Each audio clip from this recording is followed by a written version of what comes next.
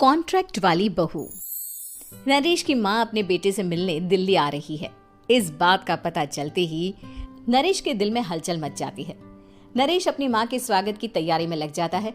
साथ ही उसे डर भी सताने लगता है कि उसकी माँ कहीं अपनी पुरानी जिद पर फिर से बैठ ना जाए।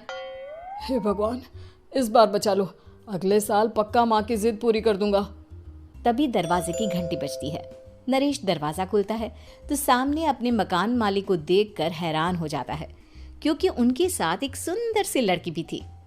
अब नमस्ते अंकल, कुछ काम था, मुझे बुला लेते। आपने क्यों कष्ट किया? अरे नहीं नहीं, इसमें कष्ट कैसा, मैं तो बस तुम्हें रीना से मिलवाने आया था। आज से रीना तुम्हारे साथ इसी फ्लैट में रहेगी। अंकल, कोई लड़का फ्लैटमेट नहीं है? एक अनजान लड़की के साथ रहना मेरे लिए थोड़ा अजीब होगा।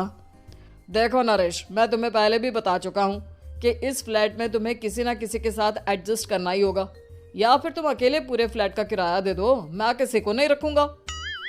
नरेश अपने मकान मालिक की बात सुन के रीना के साथ रहने के लिए तैयार हो जाता है, पर अंदर ही अंदर उसे ये बात खाने लगती है कि वो अपनी माँ को क्या जवाब देगा जब उसकी माँ रीना के बारे में उसे पूछेगी। दिन बीतने लगते हैं। नरेश और रीना अच्छे दोस्त भी बन जाते हैं, पर अभी भी नरेश अपनी प्रॉब्लम का सलूशन नहीं ढूंढ पाता। एक दिन नरेश बहुत परेशान सा बैठा होता है। तभी रीना उसे पूछती है, क्या हुआ नरेश, तुम काफी परेशान लग रहे हो, सब ठीक तो है ना?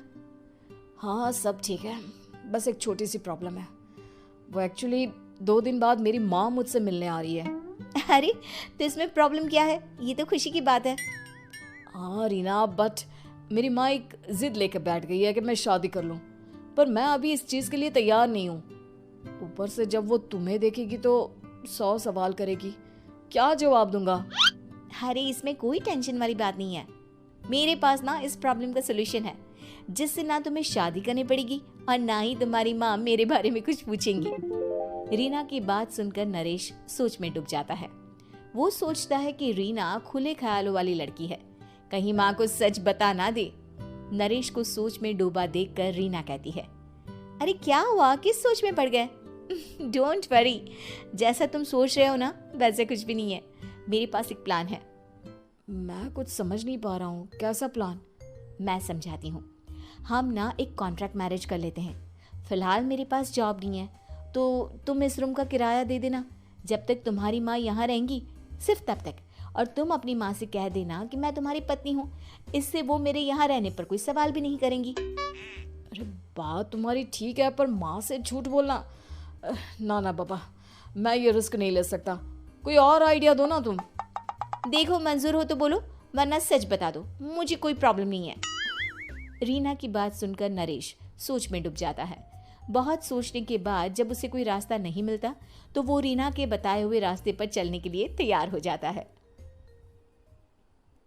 वो रीना से बात करता है और अपनी माँ की पसंद और नापसंद के बारे में बताता है।